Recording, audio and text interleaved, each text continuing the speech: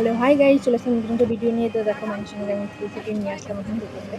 তো এখন দেখো আমি ফাইনালি যাচ্ছি মাহির সোনাকে স্কুল থেকে আনতে। অলরেডি 12টা বেজে গেছে আর ছাতাও নিয়ে নিলাম।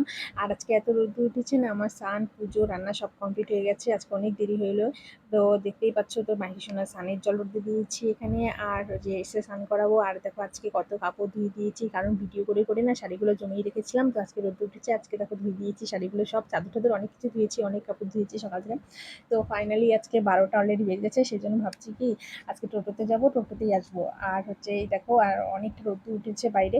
আর এটা হচ্ছে আমাদের বাড়ির সামনের গলিটা। তো আমি এখন বাড়ির সামনের গলিটা হেঁটে হেঁটে যাচ্ছি, তো মোড়ের থেকে উঠে নেবো টোটোতে।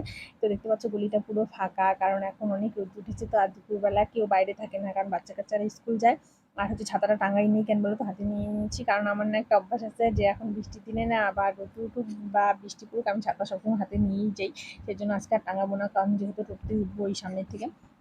তো আমাদের গলি থেকে পেরিয়ে এখানে মেন রাস্তা, ওখান থেকে টোটো পাওয়া যায়, তো ওখান থেকেই উঠি।